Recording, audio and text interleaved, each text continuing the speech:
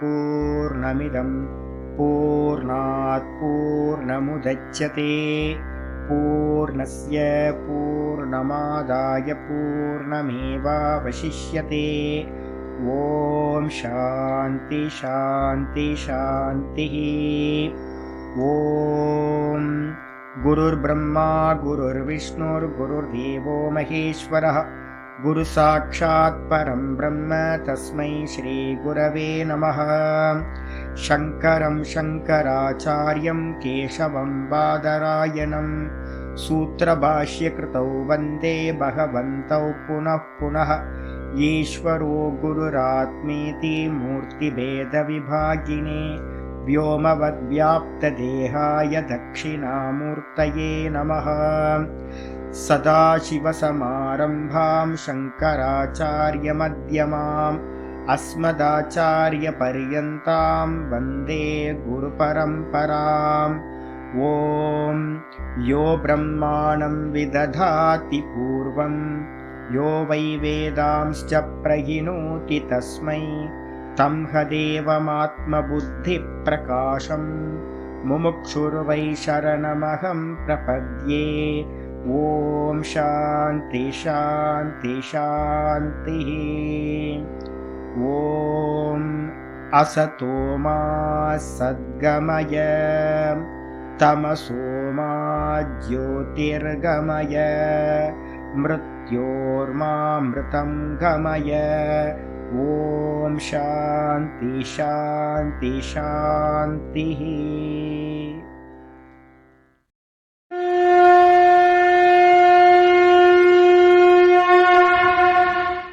ॐ पार्थाय प्रतिबोधितां भगवता नारायणेन स्वयं व्यासेन ग्रथितां पुराणमुनिना मध्ये महाभारतम् अद्वैतामृतवर्षिणीं भगवतीम् अष्टादशाध्यायिनीम् अम्ब त्वामनुसन्दधामि भगवद्गीते भवद्वेषिणीम्। नमोऽस्तु ते व्यासविशालबुद्धे पुल्लारविन्दाय तपत्रनेत्र येन त्वया भारततैलपूर्णः प्रज्वालितो ज्ञानमयप्रदीपः प्रपन्नपारिजाताय स्तोत्रवेत्रैकपाणये ज्ञानमुद्राय कृष्णाय गीतामृतदुहे नमः। सर्वोपनिषदो गावः दोग्धा गोपालनन्दनः पार्थो वत्ससुधीर्भोक्ता दुग्धं गीतामृतं महत्। वसुदेवसुतं देवं कंसचाणूरमर्दनं देवकी परमानन्दं कृष्णं वन्दे जगद्गुरुम्। भीष्मद्रोणतटां जयद्रथजलां गान्धारनीलोत्पलां शल्यग्राहवती कृपेण वहनी कर्णेन वेलाकुलाम् अश्वत्थामविकर्णघोरमखरां दुर्योधनावर्तिनीं सोत्तीर्णा खलु पाण्डवैरननदीं कैवर्तककेशवः पाराशर्यवचः सरोजममलं गीतार्थगन्धोत्कटं नानाख्यानककेसरं हरिकथा सम्बोधनाभूतितम्। लोके सज्जनषट्पदैरहरः पेपीयमानं मुदा भूयाद्भारतपङ्कजं कलिमलं प्रध्वंसिनः श्रेयसे।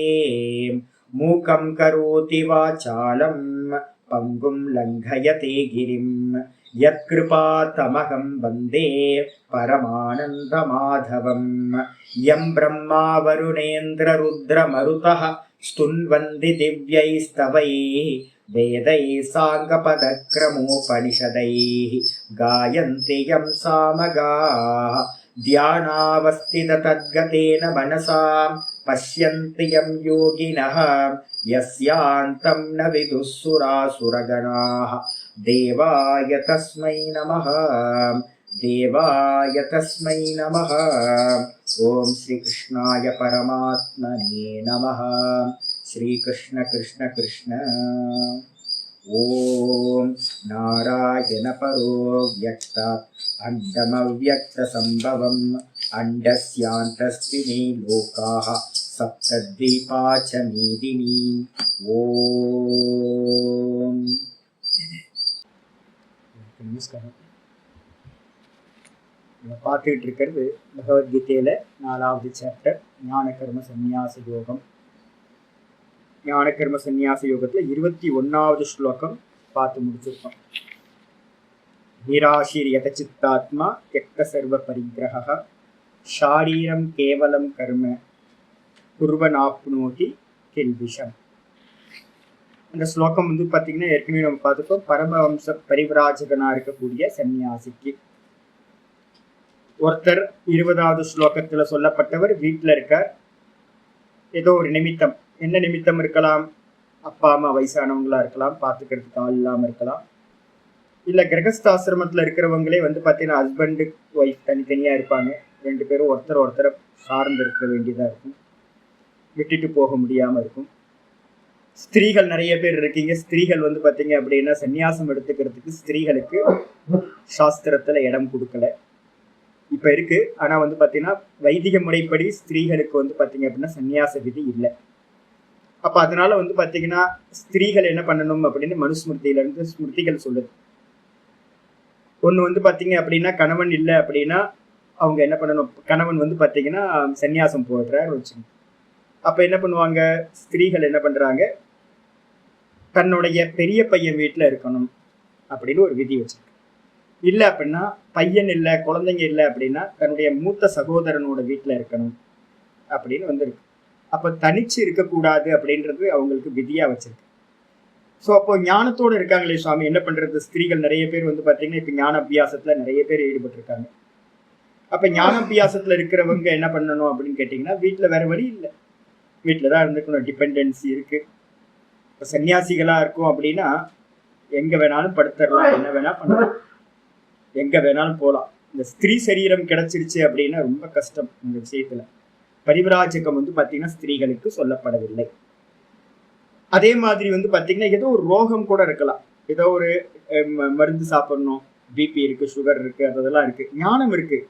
ஆனா இந்த சரீரம் பார்த்தீங்கன்னா ஏதோ படுத்துது. அப்ப பார்த்தீங்கன்னா எங்கேயோ ஒரு இடத்துல இருக்க வேண்டி இருக்கு அப்படின்னும் போது நிமித்தம், இதெல்லாம் நிமித்தம். அப்ப ஜென்ஸா இருக்கட்டும் ஸ்திரீகளா இருக்கட்டும் ஏதோ ஒரு நிமித்தத்தினால சந்நியாசம் எடுத்துக்கிட்டு ஞான நிஷ்டைக்கு போக முடியல அப்படின்னா என்ன பாசிபிள் இருக்கு அப்படின்னா ஞான அபியாசத்தை வீட்டில இருந்துகிட்டே பண்ணிக்கிட்டு, ஆனா கூட என்ன இருக்கணும், பற்றுதலை எல்லாத்தையும் விட்டுட்டு. மோகத்துல இருக்கிறோம் அப்படின்னா அது வேற, நமக்கு தெரியணும், நல்லா ஜஸ்டிஃபை பண்ணவே கூடாது எதையுமே. நான் என்னவா இருக்கேன் அப்படின்ற விஷயத்துல எனக்கு இருக்கணும்.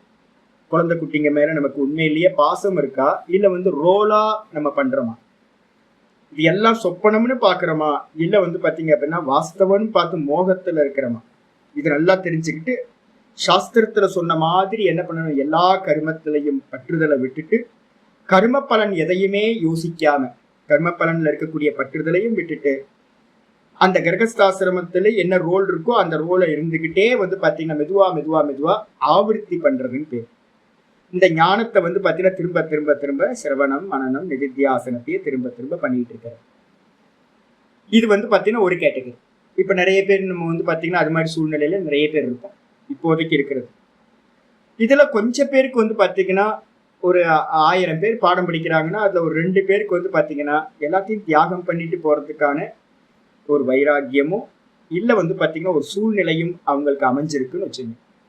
அப்ப என்ன பண்றாங்க அப்படின்னா எல்லாத்தையும் உதறிட்டு எங்களை மாதிரி சன்னியாசி ஆகுறாங்க. ரொம்ப ஈஸி எது சுவாமி அப்படின்னா எல்லாத்தையும் வச்சுக்கிட்டு பாத்தீங்க அப்படின்னா ஞான நிஷ்டை அடையிறது ரொம்ப டஃப். எல்லாத்தையும் வச்சுக்கிட்டு நான் பாத்தீங்கன்னா பற்றுதல் இல்லாம இருக்கிறதுன்றது ரொம்ப கஷ்டம். அதை காட்டிலும் பாத்தீங்கன்னா எல்லாத்தையும் விட்டுட்டு பரிவிராஜகனா இருக்கும் போது பாத்தீங்கன்னா எந்த ஒரு தடைகளும் இல்லாம அப்டக்கிள் இல்லாம தான்ல நிக்கிறதுன்றது ரொம்ப ஈஸியா இருக்கும். இப்ப என்னோட சிஷ்யர் ஒருத்தர் இருக்காரு, நம்ம பிரபோத சைத்தன்யான்னு. அவர் வீட்டுல இருக்கார், நல்ல அபியாசி, நல்ல ஞான அபியாசி, நல்ல யோகத்தையும் அபியாசம் பண்றாரு. ஆனா அம்மாக்கும் அப்பாவுக்கும் பாத்தீங்கன்னா அப்பப்போ மாசத்துக்கு 2 வாட்டி ஹாஸ்பிட்டல் போக வேண்டியிருக்கு, கூட போக வேண்டியிருக்கு, வர வேண்டியிருக்கு. அப்ப சித்தம் விக்ஷேபம் ஆகுமான? கண்டிப்பா விக்ஷேபம் ஆகும். அப்பா வரலாச்சு, அப்பாவுக்கும் அம்மாவுக்கும் நடக்கும்போது பதறும் உள்ள உள்ளுக்குள்ளார. ஐயோ, அவங்க படுற கஷ்டத்தை வந்து பாத்தீங்கன்னா நான் வந்து பார்க்க வேண்டி இருக்குல்ல. அப்போ இது மாதிரி நிறைய விஷயங்கள் வந்து பாத்தீங்கன்னா சித்தத்தை வந்து பாத்தீங்கன்னா விக்ஷேபப்படுத்தும். வீட்டுல இருக்கும் போது வந்து பாத்தீங்கன்னா நிறைய விஷயங்கள் நடக்கும். இதே என்ன மாதிரி சன்னியாசியா வந்து பாத்தீங்கன்னா வீட்டோட எந்த சம்பந்தமும் இல்லாம எல்லா உறவுகளையும் இது பண்ணியாச்சு அப்படின்னா எனக்கு எந்த நிமித்தமும் இல்லை, விவகாரம் இல்லை, அதே மாதிரி வந்து உறவுகள் இல்லை. இது மாதிரி இருக்கும்போது என்ன இருக்குன்னு கேட்டீங்கன்னா எதுக்காகவும் காம்ப்ரமைஸ் பண்ணாம நம்ம என்ன பண்ண முடியும்? இந்த தேகமும் பொய் அப்படின்னு எனக்கு எந்த கர்த்தவியமும் இல்லாம ஒரே பிரம்மத்துல நிக்கிறது ரொம்ப ஈஸியா இருக்கும். அப்ப சன்னியாசிக்கு வந்து நிவிற்த்தியில இருக்கக்கூடிய, அதுவும் நான் சொல்றது நிவிற்த்தியில இருக்கக்கூடிய சன்னியாசி. நிவிற்த்தினா என்ன அர்த்தம்? 100% ஆசிரமமோ இதோ கொஞ்சம் கூட இல்லாம எந்த ஒரு விஷயமும் இல்லாம இருக்கவன். அப்படி இருக்கிற சன்னியாசிக்கு ஞான நிஷ்டனா ஆகிறது ரொம்ப ரொம்ப சுலபம். அதுக்காக சாஸ்திரம் என்ன பண்ணிருக்கு அப்படின்னு கேட்டீங்கன்னா இந்த ஞான நிஷ்டைக்கு வந்து பாத்தீங்கன்னா சந்நியாசத்தை வந்து விதியா வச்சிருக்கு. அப்போ பிரதான விதி வந்து பாத்தீங்கன்னா சந்நியாசம் எடுத்துக்கிட்டு ஞான நிஷ்டை அடையிறது பிரதான விதி. இதே வேற ஏதாவது நிமித்தம் இருக்கு அப்படின்னா கிரகஸ்தாசிரமத்திலேயே இருந்துகிட்டு ஆவருத்தி மூலமா மெதுவா மெதுவா மெதுவா அந்த நிஷ்டையை சம்பாதிக்கணும். ரொம்ப டஃப். ஆனாலும் வந்து பாத்தீங்கன்னா சம்பாதிக்க முடியும், வேற வழி இல்லை. நிறைய பேருக்கு வேற சாய்ஸ் இல்லை. அதனால என்ன பண்ணணும்னா அங்கேயே இருந்துகிட்டு மெதுவா மெதுவா நல்ல முறையில வந்து பாத்தீங்கன்னா அபியாசத்தை பண்ணிக்கிட்டு சிரவண மனன நிதித்தியாசனத்தை எவ்வளவு முடியுமோ அதை ஆவருத்தி பண்ணிக்கிட்டே இருக்கிறார். இப்படி சொன்னதுக்கு பிறகு வந்து பாத்தீங்கன்னா ஆச்சாரியார் என்ன பண்ணார்? 21வது ஸ்லோகத்துல வந்து பாத்தீங்கன்னா சொல்ற நிராஷீர் எத சித்தாத்மா தியக்த சர்வ பரிகிரஹா. எந்த ஒரு ஆசையும் இல்லை. ஆனா வீட்டுல இருக்கும்போது என்ன இருக்கும்? ஐயோ, அப்பாவுக்கு உடம்பு சரியில்லாம இருந்தா நல்லா இருக்கு, அவருக்கு நல்லா ஆச்சுன்னா நல்லா இருக்குமே, அம்மாவுக்கு வந்து ஹெல்த் நல்லா இருந்தா நல்லா இருக்குமே, நம்மளை டிஸ்டர்ப் பண்ணாம இருப்பாங்களே, அப்படி சின்ன சின்ன ஆசைகளாவது வந்து பாத்தீங்கன்னா வர வேண்டிய சூழ்நிலை இருக்கு. நல்ல பாடி ஹெல்த் நல்லா இருந்துச்சுன்னா நல்லா வந்து நம்ம நிதித்தியாசனத்துல சாஸ்திரத்துல இருக்கலாமே அப்படின்னு ஆசை இருக்கும். அப்போ அதே மாதிரி ஆனா விட்டுட்டு போனவனுக்கு வந்து பாத்தீங்கன்னா எந்த ஆசையும் இல்லை. இப்ப எனக்கு ஏதாவது ஆசை இருக்கா அப்படின்னு கேட்டீங்கன்னா ஒன்றும் இல்லை சாமி. ஏன்னா அப்பா இல்லை, அம்மா இல்லை, சொந்தம் இல்லை, பந்தம் இல்லை, பிஸ்னஸ் இல்லை, எதையும் கட்டி காக்கணுன்ற எந்த ஒரு அசட்டும் இல்லை. அப்ப எதுவும் இல்லை, கையை தூக்கியாச்சு, அவ்வளவுதான், ஒண்ணும் இல்லை. அப்ப ஆசைப்படுறதுக்கு ஏதாவது இருக்கா? ஒரு மண்ணாங்கட்டியும் ஆசைப்படுறதுக்கு இல்லை. என்ன மாதிரி சன்னியாசிகளா வந்து பாத்தீங்கன்னா சர்வத்தையும் பரித்தியாகம் பண்ணவங்க நிறைய பேர் இருக்காங்க. கூட வந்து சொல்லுது தியக்த சர்வ பரிகிரகா. தியக்த சர்வ பரிகிரகனா பரிகிரகத்தை வந்து பாத்தீங்கன்னா 100% விட்டவன். என்னோட ஆச்சாரியர்கிட்ட வந்து பாத்தீங்கன்னா ஒரு சுவாமி படிச்சார், சர்வேஸ்வரானந்தான் பேர். அவர் என்ன பண்ணுவார் அப்படின்னா இப்ப ரிஷிகேஷ்ல இருக்காரு. நான் பார்க்கும்போது 25 வருஷத்துக்கு முன்னாடி என்னோட ஆச்சாரியர்கிட்ட 12 வருஷம் படிச்சவர். சின்மயா மிஷன்ல சின்மயான் சுவாமி இருக்கும்போது பாடம் படிச்சுட்டு அவர்கிட்ட இருந்து வெளியில வந்து அவரே அனுப்பி வச்சார் சின்மயான் சுவாமியை, போய் சாஸ்திரம் படிக்கணும்னா ரிஷிகேஷ் போ அப்படின்னு. அப்ப சுவாமி வந்து என்ன பண்ணாரு? என்னோட ஆச்சாரிய சுவாமிகிட்ட வந்து 12 வருஷம் பாடம் படிச்சார். பிருகத் பிரஸ்தானத்தரையும் சொல்றதெல்லாம் முடிச்சார். அவரோட ரூமுக்கு நான் எப்போவாவது வந்து ஆசீர்வாதம் வாங்குறதுக்காக போவேன். போனா என்ன இருக்குன்னு தெரியுங்கன்னா எம்டியா யாரோ வெக்கேட் பண்ணிட்ட வீடு மாதிரி இருக்கும். ஒண்ணுமே இருக்காது.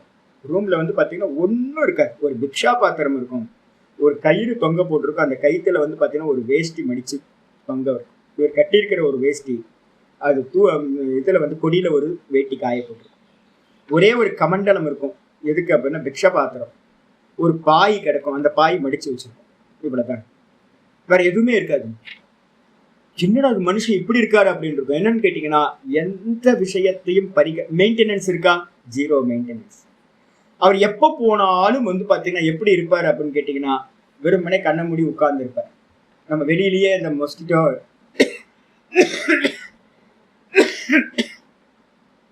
நெட்டு போட்டிருக்கிறதுனால நமக்கு வந்து தெரியும். என்ன தெரியும் அப்படின்னு கேட்டீங்கன்னா ஆள் வந்து பாத்தீங்கன்னா உள்ள உட்கார்ந்து இருக்காரு அப்படின்னு பார்த்தா தெரிஞ்சிடும். 24 மணி நேரம் அவரோட வேலை என்னன்னா தூங்குற நேரம் போக மீதி நேரம் எல்லாம் சும்மா உட்கார்ந்து இருக்காரு. வெறுமனே உட்கார்ந்தே இருக்காரு, கண்ணை மூடி உட்கார்ந்துட்டே.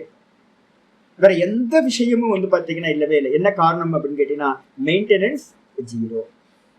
இப்ப எனக்கு வந்து பாத்தீங்க அப்படின்னா புஸ்தகங்களா வச்சிருக்கேன், இங்க சுத்தம் பண்ணி மாற மாட்டேங்குது.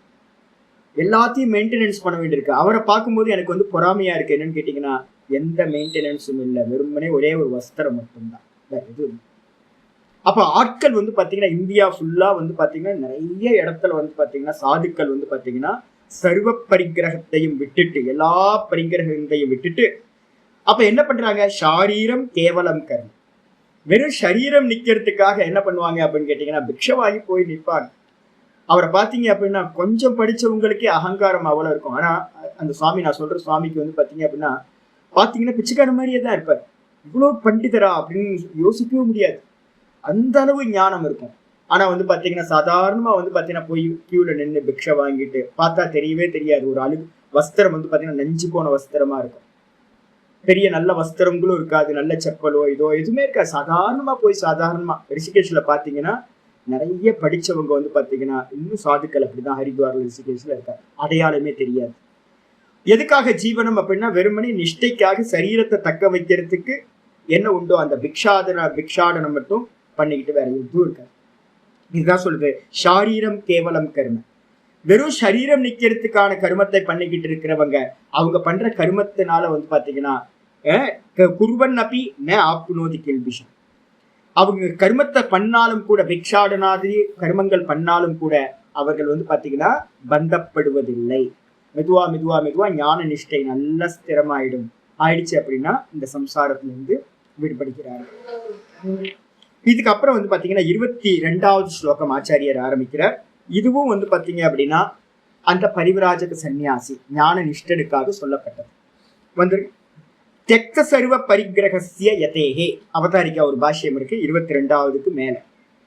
தெக்த சர்வ பரிகிரகசிய யதேஹே யதி யதிக்கு யதேகனா யதிக்கு வந்து பாத்தீங்கன்னா சன்னியாசி. இப்ப நான் சொன்ன சாமி மாதிரி அவன் எதையுமே கிரகணம் பண்ணக்கூடாதுன்னு விதி வச்சிருக்கு. தெக்த சர்வ பரிகிரகம் எல்லாத்தையும் விட்டவன்.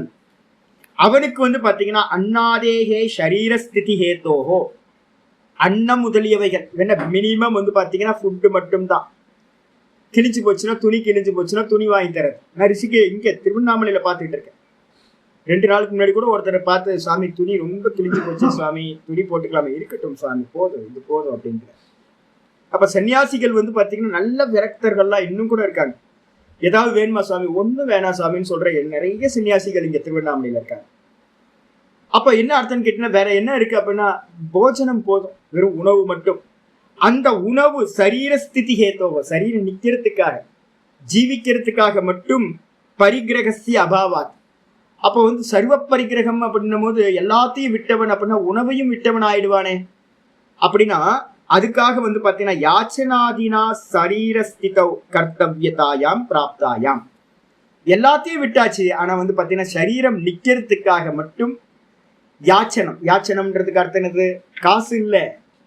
நல்லா தெரிஞ்சுக்கணும். பரிவிராஜகனா இருக்கிறவன் எங்கேயாவது காசு எங்கேயாவது பிக்ஷா கேட்கறாங்க, காசு கேட்கறாங்க அப்படின்னா அவங்க சரியான சன்னியாசிகள் இல்லை.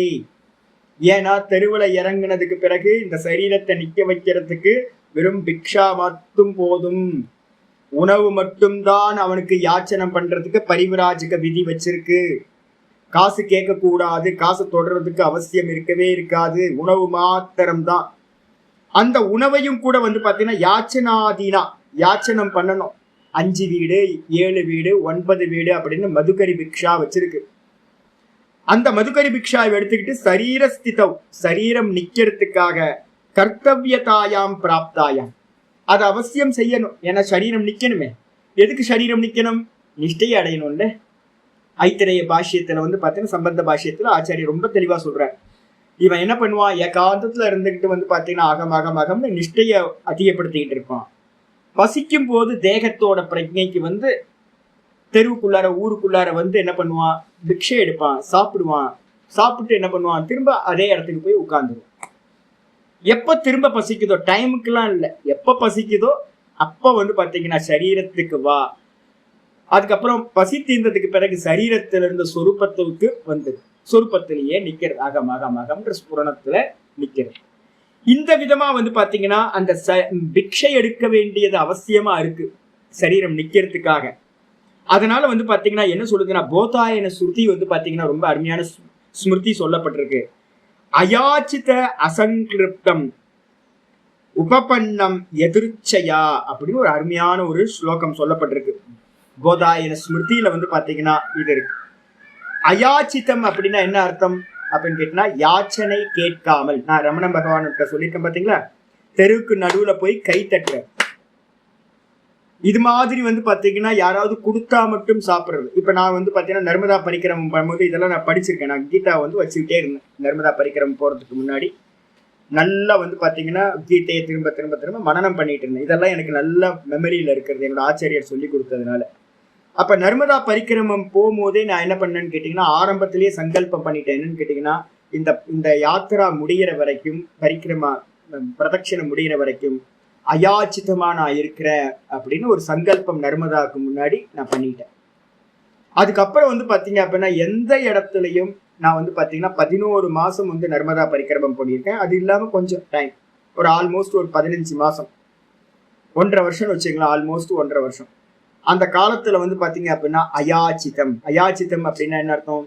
எதையும் யாருகிட்ட இருந்தும் கேட்கறதே இல்லை அப்படின்னு ஒண்ணு வச்சுட்டது. இது எங்க இருந்து வருது அப்படின்னா, போதாயன ஸ்மிருதியில வந்து பாத்தீங்கன்னா சொல்லியிருக்கு, ரொம்ப தெளிவா சொல்லியிருக்கு. அயாச்சித, அயாச்சிதம், அசங்கிருப்தம். அயாச்சிதம் அப்படின்றதுக்கு அர்த்தம் வந்து பாத்தீங்கன்னா யாச்சகம், கேட்காமல். அதே நேரத்துல எதையாவது சங்கல்பம் பண்ணலாமான்னு கேட்டீங்கன்னா அசங்கிருப்தம்ன்றதுக்கு அர்த்தம் எந்த ஒரு சங்கல்பமும் பண்ணக்கூடாது. இங்க போனா இது கிடைக்கும், அங்க போனா அது கிடைக்கும், அப்படிலாம் எந்த ஒரு சங்கல்பமும் இல்லாம என்ன பண்றது அப்படின்னா உபபன்னம் எதிர்ச்சையா, எது ஈஸ்வர இச்சையினால நமக்கு என்ன கிடைக்குதோ அதுதான் நம்ம உணவு அப்படின்னு வச்சுக்கிட்டு இருக்கிறவன் ஞான நிஷ்டையை வந்து பாத்தீங்கன்னா ஈஸியா பிராப்தி பண்ணுவான். நான் எதுக்காக எக்ஸாம்பிள் சொல்றேன் அப்படின்னு கேட்டீங்கன்னா, இப்ப என்ன ஏதாவது சொல்லணும்னா என்னன்னா, எனக்கு பிரத்யக்ஷம் இல்லை, எனக்கு வந்து பாத்தீங்க அப்படின்னா என்ன நடந்திருக்கு அப்படின்னு பிரத்யக்ஷம். நர்மதா பரிக்கிரமத்துல வந்து பாத்தீங்கன்னா ரொம்ப எனக்கு வந்து ஒரு நல்ல அகங்காரம் உண்டாச்சு. ஒரு 6 மாசம், ஒரு 3-4 மாசம், 6 மாசம் இருக்கும். 6 மாசம் பண்ணதுக்கு பிறகு ஒரு எப்பவுமே ஒரு தபஸ் பண்ணினீங்க அப்படின்னா என்ன உண்டாகும் கேட்டீங்கன்னா ஒரு கர்வம் உண்டாகும். எந்த ஒரு தபஸ்லையுமே ஒரு கர்வம் உண்டாகும். எனக்கு வந்து பாத்தீங்கன்னா ரொம்ப கர்வம் வந்து பாத்தீங்கன்னா நான் அயாச்சிதமா நான் ஃபுட் எடுக்கிறவன் அப்படின்னு எனக்குள்ளார வந்து பாத்தீங்கன்னா ஒரு ஒரு ஒரு அகங்காரம் உண்டான மாத்திரத்துல நான் வந்து பாத்தீங்கன்னா ஒரு இடத்துக்கு போயிருக்கேன், ஜபல்பூர் பக்கத்துல ஒரு இடம். அங்க வந்து பாத்தீங்கன்னா ஒரு பாபா ஒருத்தர் இருக்க. அவர் என்ன பண்ணாரு அப்படின்னு கேட்டீங்கன்னா, அவரு ரொம்ப பிரேமி, பஞ்சாபி. அவரு ஒரு ஐஏஎஸ்ஆ இருந்து சன்னியாசம் பண்ணிட்டு வந்தவர். ஐஏஎஸ்ஆ இருந்து சன்னியாசம் பண்ணிட்டு வந்தவர். அவரோட ஃபுட்டு வந்து பாத்தீங்க அப்படின்னா வெறுமனே கொஞ்சம் டீ எடுப்பார், கொஞ்சோண்டு ஒரு 15 ml 20 ml தான் டீ சாப்பிடுவார். ஃபுட்டு 100% ஃபுட்டு சாப்பிடவே இல்லை. தூங்கவே மாட்டார், சாப்பிடவே மாட்டார், வெறும் டீ மட்டும்தான் அவரோட 24 மணி நேரம் வேக்கப்ல இருப்பார். அவர் வந்து என்ன பண்ணார், ரொம்ப பிரியமா என்னை வந்து 2 நாள் நீ இருக்கணும் அப்படின்னு சொல்லி என்னை இருக்க வச்சார். இருக்க வச்சதுக்கு பிறகு என்ன எக்ஸ்பீரியன்ஸ் சொல்லு அப்படின்னு கேட்டார். நான் சொன்னேன், நாங்கெல்லாம் சன்னியாசிகள், நாங்கெல்லாம் வந்து வேதாந்திகள், அதனால எக்ஸ்பீரியன்ஸ் வந்து பாத்தீங்கன்னா நாங்க கவனிக்கிறது இல்லை, எக்ஸ்பீரியன்ஸரை கவனிக்கிறது தான் எங்களோட வேலை. அதனால வந்து பாத்தீங்கன்னா நான் என்னதான் பாக்குறேன்னு ஒழிய வெளியில நடக்கிறது எல்லாம் மாயாஜாலம், அது என்ன வேணா நடக்கட்டும், அதுல ஃபோக்கஸ் பண்றது இல்லை அப்படின்னு. உடனே அவர் சொன்னார், என்னன்னு கேட்டீங்கன்னா, என்ன பண்ற, சாப்பிட்றதுக்கு என்ன பண்ற, உன்னோட டே டு லைஃப் எப்படி போகுது அப்படின்னு. நான் சொன்னேன், என்னன்னு கேட்டீங்கன்னா, காலையில எந்திரிப்பேன், காலையில எந்திரிச்சு என்னோட அனுஷ்டானத்தை பண்ணிட்டு யாத்திரையை ஸ்டார்ட் பண்ணுவேன். திரும்ப ஒரு 11:30 மணி போல வந்து பாத்தீங்கன்னா எங்கேயாவது ஒரு காட் இருக்கும், படித்துறை இருக்கும், அந்த படித்துறையில் நின்று என்னுடைய அனுஷ்டானத்தை பண்ணுவேன்.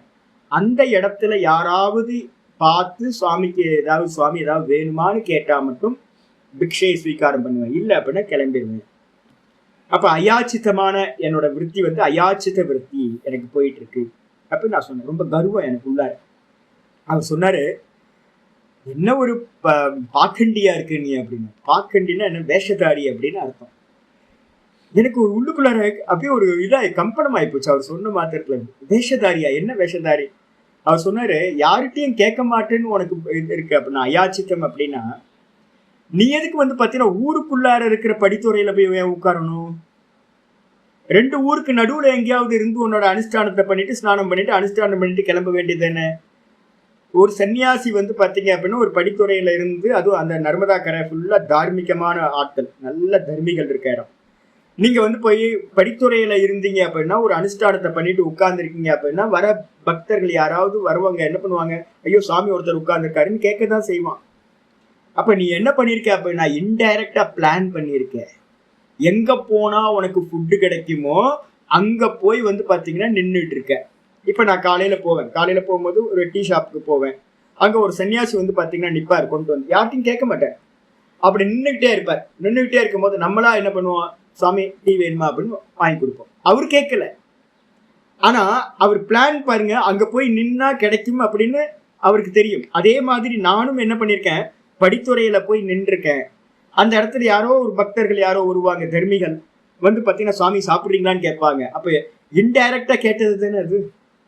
அப்படின்னு அந்த சுவாமி எனக்கு வந்து சொன்னதுக்கு அப்புறம் தான் தெரிஞ்சது, ஆமா இல்ல, ஐயோ என்ன ஒரு அசிங்கமான காரியத்தை நான் பண்ணியிருக்கேன் அப்படின்னு. அப்போ என்ன பண்ணணும் அப்படின்னா, இனி வந்து பாத்தீங்கன்னா ஊருக்கு 2 ஊருக்கு நடுவுல எங்கேயாவது ஸ்டே பண்ணி உன்னோட அனுஷ்டானத்தை பண்ணு, அப்ப பாரு ஈஸ்வரன் உனக்கு கொடுக்குறாரா இல்லையா அப்படின்னு. என்ன ஆகி போச்சு அப்படின்னு கேட்டீங்கன்னா, அதுக்கப்புறம் அந்த யாத்திரை ஸ்டார்ட் பண்ணும் போது என்ன ஆச்சு அப்படின்னு கேட்டீங்கன்னா, ஊருக்கு நடுவுல தான் நான் ஸ்டே பண்ணுவேன், அதனால கேட்கறதுக்கு கூட எந்த ஆளும் இருக்காது. மத்தியானம் கிடைக்கிற ஒரு ஃபுட்டும் போச்சு. ஒரு 1 மணி 2 மணி வரைக்கும் என்ன பண்ணுவோம் அப்படின்னு கேட்டீங்கன்னா, பசி பசி பசி பசின்னு யாத்திரை வந்து பார்த்தீங்கன்னா கண்டினியூஸா பண்ணிக்கிட்டே இருப்பேன். நம்மளுடைய முக்கியமான ப்ராப்ளம் என்ன அப்படின்னு கேட்டீங்கன்னா, தேகம் ப்ராப்ளம் இல்லை. தேகம் வந்து பார்த்தீங்கன்னா எப்பவுமே நல்லா தெரிஞ்சுங்க, நீங்க வந்து பாத்தீங்கன்னா கரெக்டா அந்த இந்த நம்மளுடைய இந்த சிஸ்டம் வந்து பாத்தீங்கன்னா பக்காவா இருக்கும். நம்ம என்ன பண்ணிருக்கோம், இந்த மனசோட கேம் வந்து ரொம்ப முக்கியமான கேம். இது 11:30 மணி 12 மணிக்கு ஃபுட்டு கொடுத்து கொடுத்து கொடுத்து இதுக்கு ஹேபிட் பண்ணிருக்கிறதுனால இது மனசு என்ன பண்ணுது அப்படின்னா, 12 மணி ஆகணும்னா எனக்கு சாப்பாடு கொடுன்னு மனசு கேட்குது. மனசு கேட்கும் போது நம்ம நினைச்சுக்கிறோம் பசி வந்து பாத்தீங்கன்னா மனசுக்கு பசி எடுக்கிறதுன்னு தெரியாம தேகத்துக்கு பசி எடுக்குன்னு நம்ம நினைச்சுட்டு இருக்கோம். இது மெதுவா வந்து பாத்தீங்கன்னா ஒரு 4-5 நாள் கிடைக்காது, ஃபுட்டு கிடைக்காது. ஏன்னா ஊருக்கு நடுவுல, கிராமத்துக்கு நடுவுல, 2 கிராமங்களுக்கு நடுவுல எங்க யாரு கொடுப்பா? அப்ப கிராமங்கள்ல நிக்கவே மாட்டேன். நிக்காம போயிட்டே இருக்கும்போது என்ன ஆகுனா, மனசு வந்து பாத்தீங்கன்னா ஒரு 4 நாள் 5 நாள் 1 வாரம் போக போக போக அதுக்கு தெரிய ஆரம்பிச்சிருச்சு, இவன் ஃபுட்டு கொடுக்க மாட்டான் அப்படின்னு இந்த மனசுக்கு வந்து பாத்தீங்கன்னா புரிய ஆரம்பிச்சிருச்சு. 1:30 மணி வரைக்கும் வந்து பாத்தீங்கன்னா என்ன பண்ணுவோம், 12 மணிக்கு ஆரம்பிச்சு மனசு கேட்டுக்கிட்டே இருக்கும். 1:30 மணிக்கு மேல வந்து பாத்தீங்கன்னா சாந்தமாக ஆரம்பிக்கும். இந்த மனசு வந்து கேட்கறது சாந்தமாக ஆரம்பிக்கும். அந்த சாந்தமாகும் போது உங்களுக்கு எப்படி இருக்கும் அப்படின்னு கேட்டீங்கன்னா, பசிச்சு அந்த மனசு வந்து பாத்தீங்கன்னா பசியில இருந்து விடுபட்டா எப்படி ஒரு பூரண திருப்தி உண்டாகுமோ, அந்த திருப்தி வந்து சாப்பிடாமையே எனக்கு 2 மணிக்கு மேல கிடைக்க ஆரம்பிச்சிருச்சு. அதுக்கப்புறம் மெதுவா ஒரு 15 நாள் போகும்போது எனக்கு தெரிஞ்சு போச்சு, எல்லாமே மனசோட கேம் தான் ஒழிய பாடியோட கேம் இல்லை. பாடி என்ன பண்ணுது அப்படின்னா அதுக்கு ஏத்த மாதிரி தன்னை மாத்திக்குது. அது உள்ள இருக்கிற ஃபிளஷையோ இல்லை வந்து ஃபேட்டையோ வந்து சாப்பிட்டு அது என்ன பண்ணிக்குது, அதை அட்ஜஸ்ட் பண்ணிக்குது. இந்த மனசு தான் வந்து பாத்தீங்கன்னா ரொம்ப அடம் பிடிக்கிறது. இது ஒரு 10 நாள் 15 நாள்ல எனக்கு வந்து மெதுவா புரிஞ்சு போச்சு. மனசுக்கு ஒண்ணு புரிஞ்சு போச்சு, என்னன்னு கேட்டீங்கன்னா, இவன் ஃபுட்டு கொடுக்க மாட்டான், 12 மணிக்கு ஃபுட்டு கொடுக்க மாட்டான்னு 10 நாள்ல மனசுக்கு புரிஞ்சு போச்சு.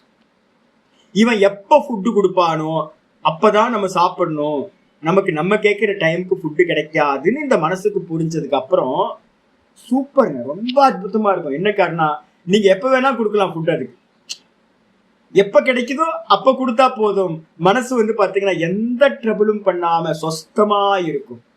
இது வந்து பாத்தீங்கன்னா அந்த சுவாமி வந்து பாத்தீங்கன்னா எனக்கு சொல்லி கொடுத்த வித்யா. அப்போ அதுக்கப்புறம் நான் யாத்திரை பண்ணும் போது ஃபுல் டைம் வந்து பாத்தீங்கன்னா எப்போ எனக்கு ஃபுட்டு கிடைக்குதோ அப்பதான் ஃபுட்டு. அயாச்சிதம் அப்படின்னு பேர்.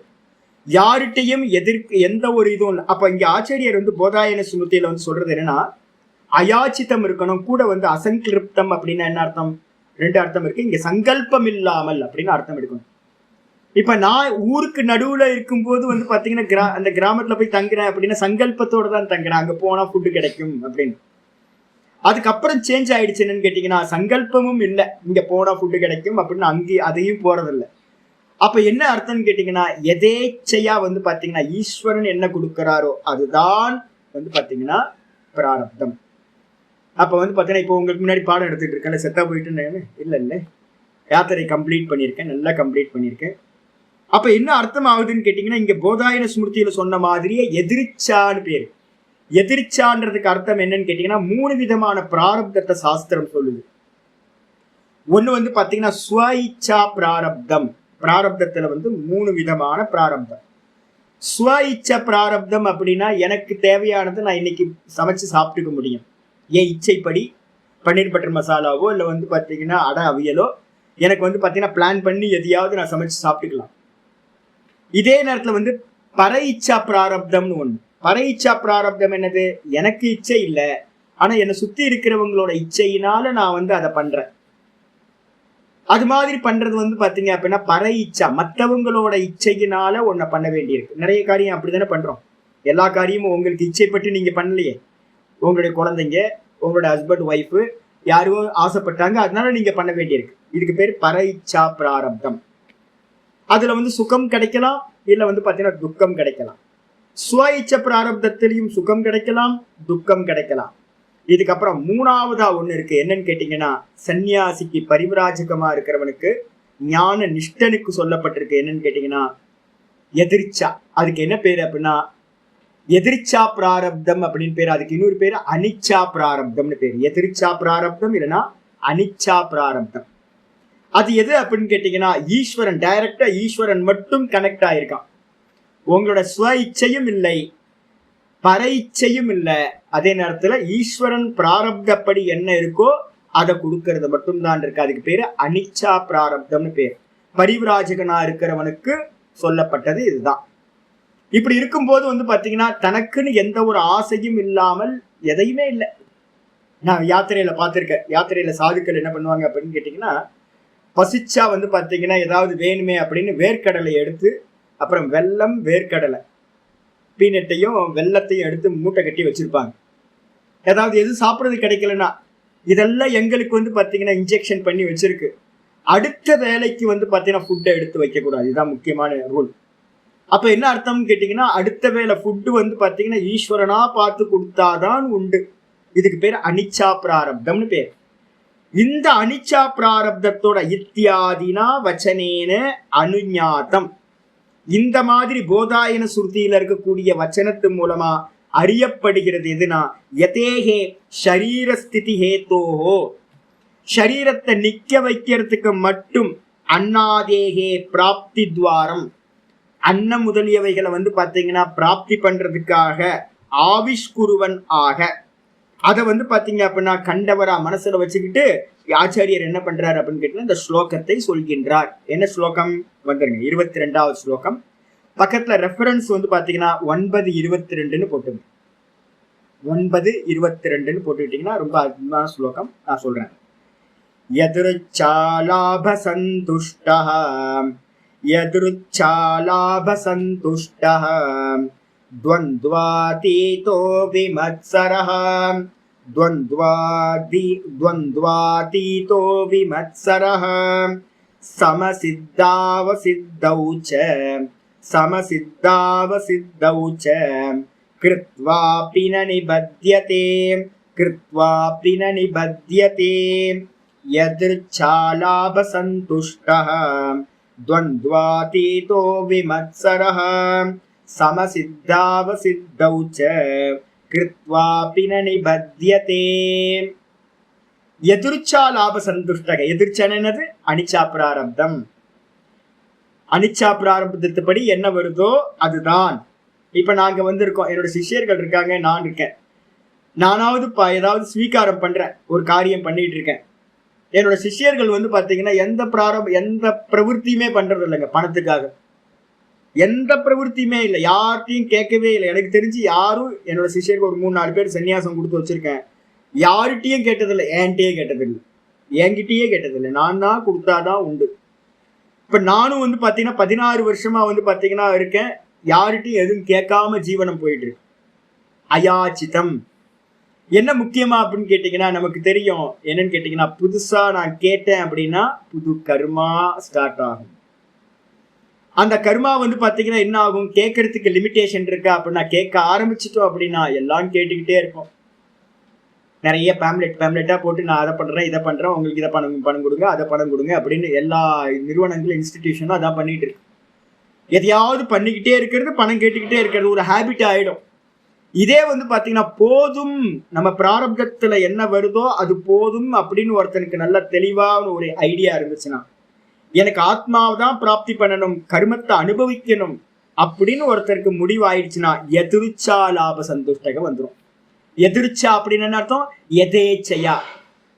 லாப எது அடையப்பட்டதோ, எதேச்சையா எது கிடைக்குதோ அதுல பாத்தீங்கன்னா பரிபூர்ண சந்தோஷத்தை அடையிறது. ரொம்ப அற்புதமானது. இதை கொஞ்சம் ஃபாலோ பண்ணி பாருங்க, எவ்வளவு அற்புதமா இருக்கும். மனசாந்தி பாத்தீங்கன்னா பரிபூர்ண மனசாந்தி கிடைக்கும். சஞ்சலமே இருக்காது. யாரையும் எதிர்பார்ப்பு இல்லாம இருக்க முடியும். கொடுத்தாலும் சரி, கொடுக்கலனாலும் சரி, யாரை பத்தியும் நமக்கு பாத்தீங்கன்னா அக்கறையே இருக்காது. ரொம்ப இயல்பா நம்ம பிராரப்தத்துல என்ன வாய்க்குதோ அதுல சந்தோஷமா இருக்கிறது. அதுக்கு என்ன பேரு? ஈஸ்வரன் கொடுக்கிறார்.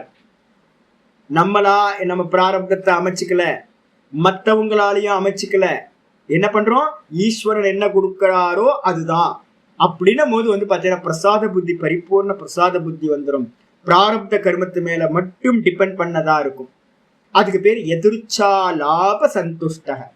எவன் எதேச்சையா கிடைத்த விஷயங்கள்ல மட்டும், அது அன்னமா இருக்கட்டும், வஸ்திரமா இருக்கட்டும், எது இருந்தாலும் நான் கேட்காம என்ன கிடைக்குதோ அதை மட்டும் ஸ்வீகாரம் பண்ணிக்கிட்டு அதுல மட்டும் சந்தோஷமாக இருப்பவன். கூட என்னது?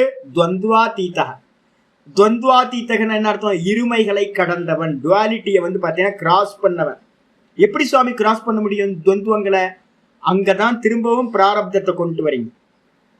இந்த தேகத்துக்கு என்னெல்லாம் சம்பவிக்கணுமோ அதை நீங்களோ நானோ மாற்றவே முடியாது. லாபம், நஷ்டம், சுகம், துக்கம், பசி, தாகம், வெப்பம், குளிர் அப்படின்னு டுவாலிட்டியா எதெல்லாம் இருக்கோ அதெல்லாம் எந்த தேகம் எடுத்தாலும் அந்த தேகத்துக்கு உள்ள பிராரப்தத்துப்படி சம்பவிக்கும் அப்படின்னு நல்லா தெரிஞ்சுக்கிட்டு என்ன பண்றது அப்படின்னா, இது எல்லாம் பாத்தீங்கன்னா ஆப்ஜெக்ட், இது நான் இல்லை, நான் பார்ப்பவன் அப்படின்னு பசியையும் தாகத்தையும் வெப்பத்தையும் குளிர்ச்சியையும் மானத்தையும் அபமானத்தையும் எல்லாத்தையும் தனக்கு அந்நியமா பார்க்கிறவன் எவனோ அவன்தான் குணாதீதக அப்படின்னு பேர். அவன் என்ன பண்றான்? துவந்துவாதீத, இருமைகளை கடந்தவனா இருந்து கொண்டு. விமத்சரக, விமத்சரகனா விகத மத்சரம். மத்சரம்ன்றதுக்கு அர்த்தம் பாத்தீங்கன்னா பொதுவா சொல்றது பொறாமை சொல்லுவோம். ஆனா பாத்தீங்கன்னா நிறைய கெட்ட குணங்கள் எல்லாமே மத்சரத்துல வந்துடும். கோபம், இன்னொருத்தர் இடத்துல பாத்தீங்கன்னா பொறாமை, இன்னொருத்தர் இடத்துல பாத்தீங்க அப்படின்னா வஞ்சனை பண்றது, இது எல்லாம் பாத்தீங்கன்னா இந்த மத்சரம்ன்ற வார்த்தையில வந்துடும். விகத மத்சரம் விமத்சரம் அப்படின்னா என்ன அர்த்தம்? பொறாமை இல்லாதவன், மற்றவங்க மேல கோபம் இல்லாதவன், வைரத்தன்மை, எதிரிபாவம் இல்லாதவன், இது மாதிரி எல்லாம் கொண்டு வந்துடலாம். அப்ப அந்த சன்னியாசி எப்படி இருக்கான்னு கேட்டீங்கன்னா, எந்த ஒரு கெட்ட எண்ணங்களும் இந்த சொசைட்டியை பத்தி யார் மேலேயும் காழ்ப்புணர்ச்சி இல்லாம, பொறாமை இல்லாம, கோபம் இல்லாதவனா இருந்துகிட்டு சம சித்தாவ சித்த உச்ச, கூடவே பாத்தீங்கன்னா சித்தவ் அசித்தவுச்ச சமகா. எது சித்தியாச்சோ எது சித்தி ஆகலையோ நம்ம நினைச்சதெல்லாம் இந்த உலகத்துல நடக்காது. நல்லா புரிஞ்சுக்கணும். இந்த தேகத்துக்கு என்ன கர்மா இருக்கோ அதுதான் சம்பவிக்கும். இதை நல்லா புரிஞ்சுக்கிறதுனால என்ன ஆகும்னு கேட்டீங்கன்னா, இது நான் இல்லை, இந்த தேகம் நான் இல்லை, இதுக்கு என்ன கிடைக்கணுமோ அது கிடைச்சாலும் சரி கிடைக்கலனாலும் சரி அதோட கர்மா அப்படின்னு பாவிச்சவன் என்ன பண்றான் அப்படின்னு கேட்டீங்கன்னா, கிடைச்சாலும் சரி கிடைக்கலனாலும் சரி ரெண்டுத்திலையும் சமபாவத்தில் இருந்துகிட்டு, அப்படி இருந்துகிட்டு பாத்தீங்கன்னா அவன் இருக்கின்ற அவன் கிருத்வாபி, அவன் எந்த கருமத்தை பண்ணாலும், எந்த கருமத்தை பண்ணுவான்? வெறும் தேகத்துக்கு நிக்க வைக்கிறதுக்கு உள்ள கர்மா. அந்த கர்மத்தை அவன் பண்ணினாலும் கூட ந நிபத்தியதே. ந நிபத்தியத்தின் என்ன அர்த்தம்? எந்த ஒரு கர்மத்தினாலும் பந்தப்படுவதில்லை. நான் என்ன பண்ணுவேன் தெரியுங்களா? நர்மதா பரிக்கிரமம் பண்ணும் போதோ இல்ல ஹிமாலயாஸ்ல யாத்திரை பண்ணும் போதோ நான் என்ன பண்ணுவேன் அப்படின்னா தத்தம் கொடுக்கறதுன்னு சொல்லுவேன். காலையில நான் பாத்தீங்கன்னா சின்னதா ஒரு சிவ பூஜை வச்சிருந்தேன். ருத்ரம் சமக்கம் சொல்லி பஞ்ச சூக்தம் சொல்லி நல்லா ஒரு நர்மதால பூஜை பண்ணிட்டு இருந்தேன். அப்ப பாராயணம் காலையில நடந்துரும், ஜபம் நடந்துரும், கூட பாத்தீங்கன்னா உபனிஷத்து பாராயணம் நடக்கும், கீத பாராயணம் நடக்கும். இதெல்லாம் நடந்துகிட்டே சிலதெல்லாம் நிறைய நடந்துகிட்டே ஜபம் பண்ணுவோம், தபஸ் பண்ணுவோம். இதெல்லாம் யாரோ ஒருத்தர் கிரகஸ்தர் பாத்தீங்கன்னா என்ன பண்ணுவாங்கன்னா, எதேச்சையா பாத்தீங்கன்னா நமக்கு ஃபுட்டு கொடுப்பாங்க. கொடுக்கும் போதே மானசீகமா என்ன பண்றது அப்படின்னு கேட்டீங்கன்னா, இன்னைக்கு நான் என்னெல்லாம் தபஸ் பண்ணணும், இன்னைக்கு நான் எந்த சிவ பூஜை பண்ணணும், எதெல்லாம் என்னுடைய வாக்குலையும் மனசுலையும் சரீரத்திலையும் தபஸா நடந்துச்சோ இது எல்லாத்தையும் நான் பாத்தீங்கன்னா இவங்களுக்கு தத்தம் கொடுக்குறேன் அப்படின்னு கொடுத்துறது. அப்ப என்கிட்ட என்ன சுவாமி இருக்கும் அப்படின்னு கேட்டீங்கன்னா, அவ்வளவு பண்றமே அப்படின்னா ஒண்ணும் இருக்காது. ஏன்னா எனக்கு நல்லா தெரியும், புண்ணியமும் கூட பாப்பம் ஏவ, புண்ணியமும் கூட பாப்பம் ஏவன்னு ஆச்சரியர் போன பாஷ்யத்துல சொல்லியிருக்கார்.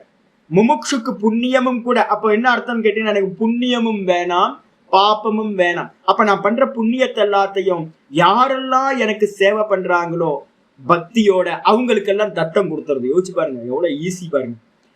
நான் பண்ற தபஸெல்லாம் எனக்கு சேவை பண்ற ஒருத்தருக்கு ஒரு 2 ரொட்டி கொடுத்தாவே பாத்தீங்கன்னா பெரிய ஒரு பூஜை தபஸ் எல்லாத்தையும் அவங்கள்ட்ட தத்தம் கொடுத்துற.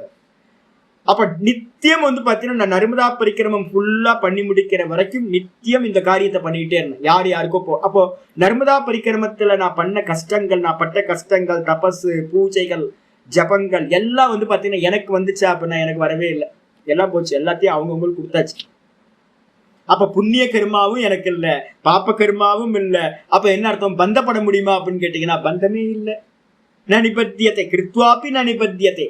அவன் அந்த மாதிரி எதியா இருக்கிறவன், பரிவராஜகனா இருக்கிறவன், அவனுக்கு அவன் சரீரத்துல பண்ணக்கூடிய தபஸ் இருந்திருக்குமே, நடந்து போவான், கஷ்டப்படுவான், தபஸ் இருக்கும். ஸ்தோத்திர பாராயணம் அவனுக்கு நேச்சுரலா ஏதாவது நடந்துட்டு இருக்கும், இல்லைன்னா ஓங்கார ஜபம் பண்ணிக்கிட்டு இருப்பான். அப்ப சரீரத்துல பண்ணக்கூடிய தபசு, வாக்குல பண்ணக்கூடிய தபசு, மனசுல பண்ணக்கூடிய நல்ல சிந்தனைகள், இது எல்லாம் புண்ணியமா இருந்தாலும் கூட அந்த புண்ணிய கர்மத்தினால் அவன் என்ன பண்றது இல்ல, பந்தப்படுவதில்லை அப்படின்னு தெளிவா சொல்லியாச்சு. பாஷத்துக்கு வந்துருங்க. ஆச்சாரி சொல்ற எதிர்ச்சா லாப சந்துஷ்டா. எதிர்ச்சா லாப சந்துஷ்டகனா என்ன அர்த்தம் அப்படின்னா அப்ரார்த்திதம் உபநதோ, அப்ரார்த்தித உபநதா. அப்ரார்த்தித்தனா பிரார்த்தனை பண்ணாம, யாச்சனை பண்ணாம, யாரிடமும் கேட்காமல், எனக்கு இது வேணும் அது வேணும்னு எதையும் கேட்காமல், உபநதகனா வந்தடைந்தது.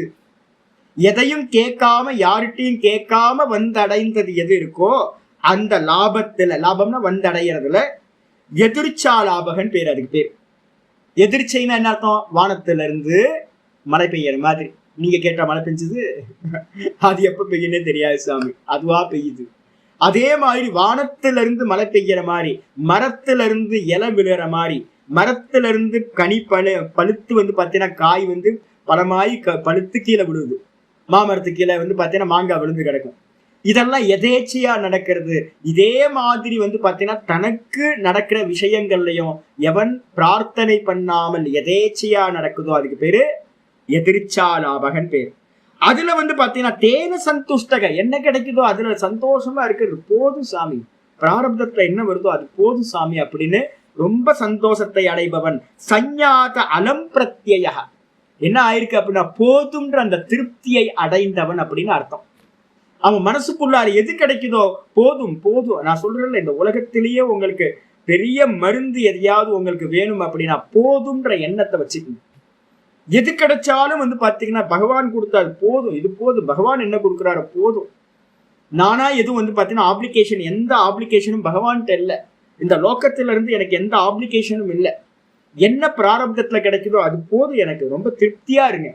இந்த திருப்தி உள்ள வந்துச்சு அப்படின்னா மனசு வந்து பாத்தீங்கன்னா கொந்தளிக்காம இருக்கும், சஞ்சலப்படாம இருக்கும்.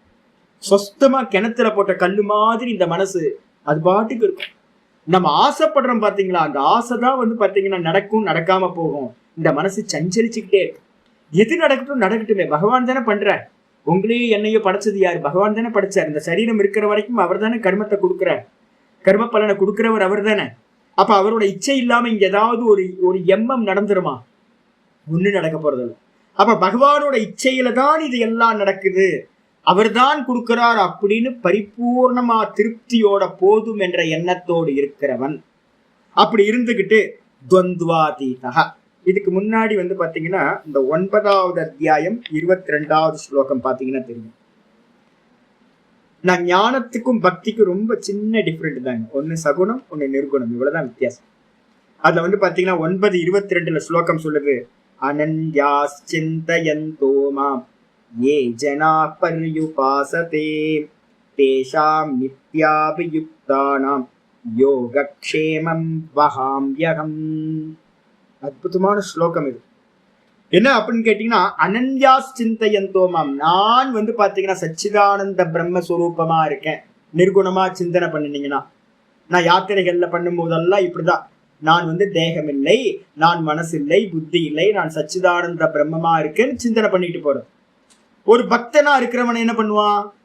பகவான் தான் இருக்கார், நான் ஜீவன் ஒரு ஆள் இல்லவே இல்லை, பகவான் தான் இருக்கார் அப்படின்னு சதா காலமும் பகவானையே சிந்தனை பண்றது. அனன்ய சிந்தனம் ரெண்டுத்துல நடக்கும். சகுணமாவும் ஈஸ்வரனை சதா காலமும் பண்றதுக்கு பேர் அனன்ய சிந்தனைன்னு பேர், வேற சிந்தனை இல்லாம. நிர்குணமா எடுத்துக்கிட்டீங்கன்னா அவன்தான் இந்த தேகத்துல நானா இருக்கான் அப்படின்னு அனன்ய பாவத்துல பண்றது. அப்ப யார் வந்து பாத்தீங்கன்னா அனன்யா சிந்தயந்தோமாம், எவர்கள் வந்து பாத்தீங்கன்னா என்னை அனன்யமாக சிந்தனை செய்கின்றார்களோ, ஜனா பரியுபாசத்தை உபாசனை செய்கிறார்களோ, நிர்குண பக்தி இருக்கலாம், இல்லைன்னா சகுன பக்தி இருக்கலாம். அப்படி பண்றவங்களுக்கு வந்து பாத்தீங்கன்னா தேஷாம் நித்யாபியுக்தானம் யோகக்ஷேமம் பகாம்யகம் அப்படின்ற என்ன அர்த்தம் அப்படின்னு கேட்டீங்கன்னா, அவங்களுக்கு வந்து பாத்தீங்கன்னா சததாபியுக்தானம், சதா காலம் என்கிட்டே இருக்கான்ப்பா, என் சிந்தனையிலே இருக்கான். அவனுக்கான யோகக்ஷேமத்தை வந்து அவன் பார்க்க மாட்டேன்றான். அவன் பார்த்தா வந்து பாத்தீங்கன்னா பிரச்சனை இல்லை, அவன் வந்து என்னையே சிந்தனை பண்ணிட்டு இருக்கான். அப்போ அவன் என்ன பண்றான் அப்படின்னா, அவனுடைய யோகத்தையும் க்ஷேமத்தையும், அவனுக்கு என்ன வேணும், எந்தெந்த சமயத்துல எது வேணும் அப்படின்னு எல்லாத்தையும் நான் தாங்குகின்றேன் அப்படின்ற பகவான் தாங்குறார். எப்படிப்பா அப்படின்னு கேட்கும்போது பாஷ்யத்துல வந்து சங்கரர் வந்து சொல்றாரு, நீங்களும் நானும் என்ன பண்றோம் அப்படின்னு கேட்டீங்கன்னா என்ன தப்பு பண்றோம் தெரியுங்களா? நீங்களும் நானும் நினைச்சுக்கிட்டு இருக்கோம் அஜ்ஞானியா இருக்கிறவன் மூர்க்கன் நம்மெல்லாம். நம்ம நினைச்சுக்கிட்டு இருக்கோம் நம்ம படிச்சோம், நம்ம சம்பாதிச்சோம், நம்ம பண்ணிக்கிட்டோம் அப்படின்னு எல்லாத்துலயும் நினைச்சுக்கிட்டு இருக்கோம், நம்ம தான் எல்லாத்தையும் செஞ்சுக்கிட்டோம் நமக்கு அப்படின்னு. இது மாதிரி ஒரு முட்டாள்தனம் இல்லவே இல்லை, மூர்க்கத்தனம் நம்மளோட. இதே ஞானி புருஷன் என்ன பண்றான் அப்படின்னு கேட்டீங்கன்னா, நான் சொன்னல பரமஹம்சர் 2 சத்தாவை சொல்றாரு, ட்ரெயின்ல ஏறி உட்கார்ந்துட்டு லக்கேஜ் எடுத்து தான் தலையில வச்சுக்கிறது. முட்டாள் தானே? நீங்களும் நானும் அதான் பண்ணிக்கிட்டு இருக்கோம். ட்ரெயின் நம்மளை சுமக்குது, நம்ம தேகத்தையும் ட்ரெயின் தான் சுமக்குது, நம்மளுடைய லக்கேஜையும் ட்ரெயின் தான் சுமக்குது. நம்ம என்ன பண்ணலாம், அந்த லக்கேஜை தூக்கி கீழே வச்சுட்டு நம்ம பாட்டுக்கு நிம்மதியா இருக்கலாம். ஆனா நம்ம என்ன பண்றோம் அப்படின்னா, தலையில தூக்கி வச்சுட்டு இருக்கோம், நம்ம சுமக்கிறோம்னு நினைக்கிறோம், நம்மளே பண்ணிக்கிறோம், நம்மளுடைய யோகக்ஷேமத்தை எல்லாத்தையும் நம்ம பண்ணிக்கிறோம். ஐயோ நம்ம தான் பண்ணணும்னு இல்ல, கர்மத்தையோட கர்ம பலன் தான் நம்ம அனுபவிக்கிறோம். சாமானிய சத்தா யாரு அப்படின்னு கேட்டீங்கன்னா, சாதாரணமா நம்மளை தாங்கிறது யாரு அப்படின்னா ஈஸ்வரனுக்கு மேலதான் நம்ம இருக்கோம். இதுல நான் அப்படின்னு என்ன நினைச்சுக்கிட்டு நான் தாங்குறேன் அப்படின்னு நம்ம தலையில தூக்கி வச்சுக்கிட்டோம் அப்படின்னா முட்டாள்தனம். அப்ப ஞானி புருஷன் நல்ல பக்தனாவோ இல்ல நல்ல ஞானி புருஷனாவோ இருக்கிறவன் என்ன பண்றான் அப்படின்னா, லக்கேஜ் தூக்கிய ஈஸ்வரன் மேல போட்டு ஃப்ரீயா இருக்கு. அதே மாதிரி வந்து பாத்தீங்க அப்படின்னா, ஒரு சாதகன் எப்படி இருக்கணும் அப்படின்னா, பகவான் பார்த்துப்பார், பிராரப்தம் முடியற வரைக்கும் நீங்க பண்ண முடியாது, நீங்க பண்ற எல்லாமே ஆகாமியில போய் சேர்ந்துடும். அதனால வந்து பாத்தீங்க அப்படின்னா இவன் எதையுமே பண்றது இல்லையா. அதான் இங்க ஆச்சாரியர் சொல்றாரு, தே ஸ்வாத்மார்த்தம் ஸ்வயமபி யோகக்ஷேமம் ஈகந்தே. நம்ம எல்லாம் வந்து பாத்தீங்கன்னா நம்மளுடைய முயற்சிக்காக யோகக்ஷேமத்தை நம்மளே பார்க்கிறோம், நம்ம சம்பாதிக்கிறோம், நம்மளை பாதுகாக்கிறதுக்காக நம்ம ப்ரொடெக்ஷன் பண்ணிக்கிறோம், எல்லாம் பண்றோம். ஆனா வந்து பாத்தீங்க அப்படின்னா அனன்ய தரிசினகத்து, யாரு அனன்ய தரிசியா இருக்கானோ, ஈஸ்வரன் தான் இருக்காருன்னு சதா சிந்தனை பண்றானோ, ஈஸ்வரன் தான் என்னிடத்துல ஆத்மாவா இருக்காருன்னு நிர்குணமா சிந்தனை பண்றானோ, அவன் என்ன பண்றானா, ந ஆத்மார்த்தம் யோகக்ஷேமம் ஈகந்தே. அவன் வந்து பாத்தீங்கன்னா தனக்காக எதையுமே ஆசைப்படுறது இல்லை, தனக்காக எடுத்து வச்சுக்கிறதும் இல்லை. நான் சொன்னல சன்னியாசிகள்ல 2 வெரைட்டி, நாளைக்கு வேணும் அடுத்த வேலைக்கு வேணும்னு யாத்திரை பண்றவங்கல கொஞ்சம் பேர் எடுத்து வச்சுப்பாங்க அடுத்த வேலைக்கு அப்படின்னு. நல்ல தைரியம் இருக்கிறவன் என்ன பண்ணுவான், ஈஸ்வரன் மேல நம்பிக்கை இருக்கிறவன் அடுத்த வேலைக்கான உணவை பகவான் கொடுப்பார் அப்படின்ட்டு அடுத்த வேலை உணவை கூட வந்து பாத்தீங்கன்னா யோசிக்காம வந்து பாத்தீங்கன்னா பகவான் மேல போட்டுட்டு நிம்மதியா இருப்பான். கிடைச்சாலும் கிடைக்கலனாலும் பகவான் கொடுக்குறாரு அப்படின்னு. அப்ப தான் வந்து பாத்தீங்கன்னா தன்னோட விஷயத்துல எதிர்பார்ப்பு இல்லாதவன், அவனுக்கு பகவான் என்ன பண்றாரு அப்படின்னா, ஆச்சாரியர் சொல்றாரு, நகிதே ஜீவிதே மரணேவா. அவன் எப்படி நினைக்கிறானா, ஜீவிச்சு கிடந்தாலும் சரி, பொழைச்சு கிடந்தாலும் பரவாயில்ல, செத்தாலும் பரவாயில்ல அப்படின்னு ஆத்மனோ கிருத்திம் குருவந்தி. அவங்க வந்து தனக்காக எதையும் ஆசைப்படுறதே இல்லையா. செத்தாலும் பரவாயில்ல, ஜீவிச்சாலும் பரவாயில்ல, பகவான் என்ன பண்றாரோ அது நடக்கட்டும் அப்படின்னு.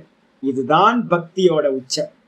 அப்ப வந்து பாத்தீங்க அப்படின்னா பகவான் என்ன பண்றாரு, அவங்களுக்காக ஐயோ ஐயோ இவன் காலை பிடிச்சுட்டானே அப்படின்ட்டு அம்மா வந்து பாத்தீங்கன்னா குழந்தைக்கு எப்படி எல்லாத்தையும் கொடுக்குறாங்களோ கை குழந்தைக்கு, அது மாதிரி பகவான் என்ன பண்றார், நம்மளுடைய யோகக்ஷேமத்தை 100% அவர் பண்றார். அதுக்கு பேர் தான் அனிச்சா பிராரப்தம்னு பேர்.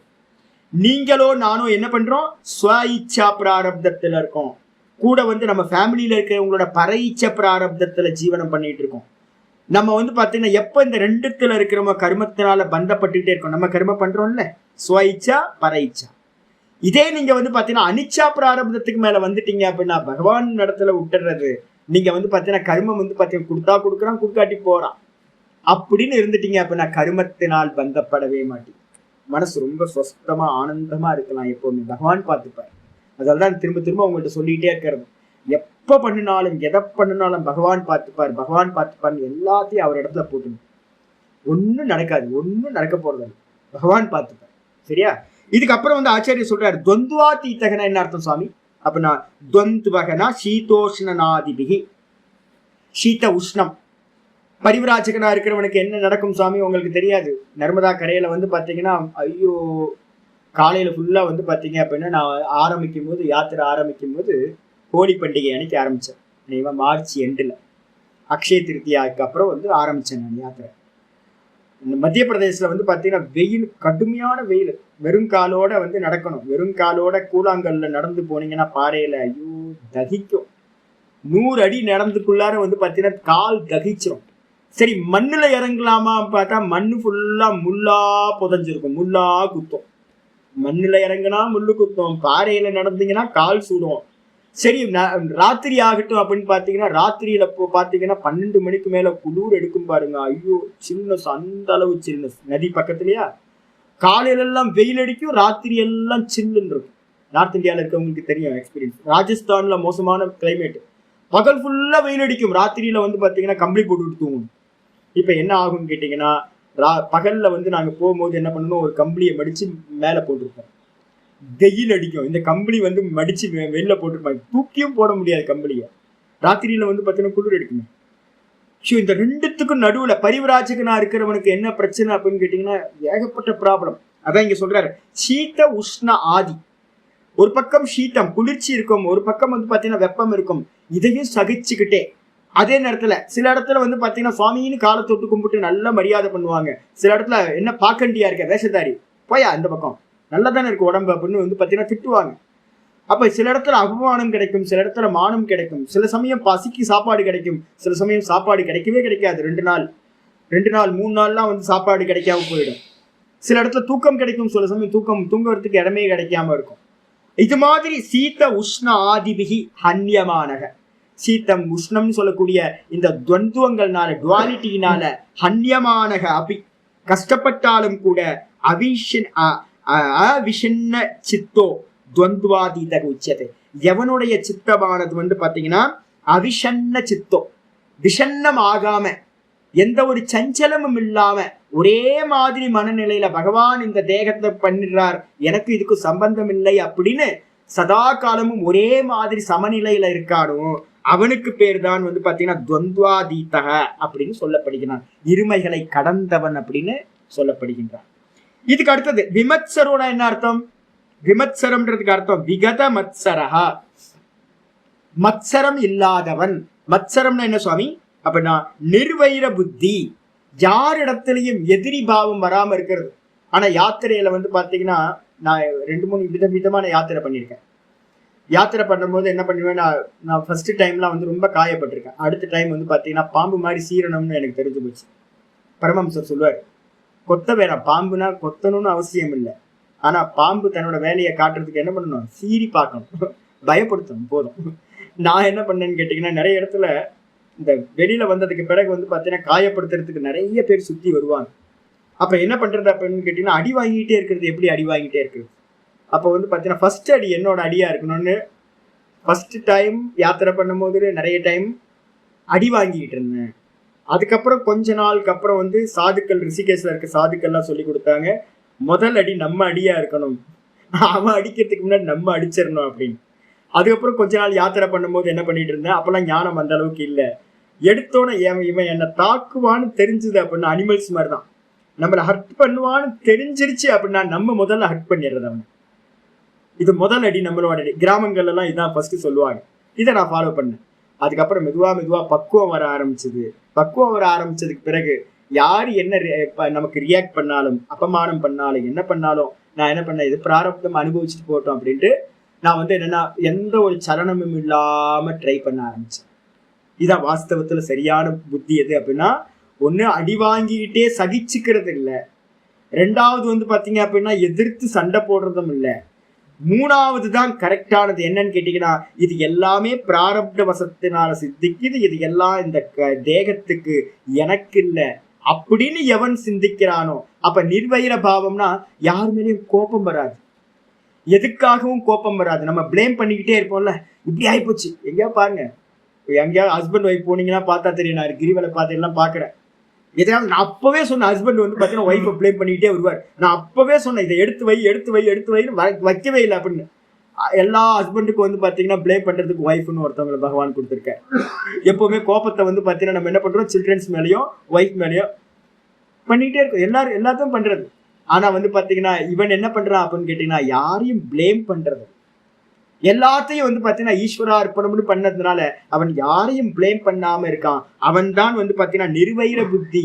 அவனுக்கு பேர் தான் சமகத்துல்யோ. எதுல அப்படின்னு கேட்டீங்கன்னா எதிர்ச்சா லாபஸ்ய அசித்தௌச்ச. எதேச்சையா வந்த லாபமோ இல்ல எதேச்சையா வந்த நஷ்டமோ இந்த ரெண்டுத்திலையுமே வந்து பாத்தீங்கன்னா சமபுத்தியோட இருந்துகிட்டு யாரையும் வைரியா பார்க்காம எதிரியா பார்க்காம இருக்கிறது.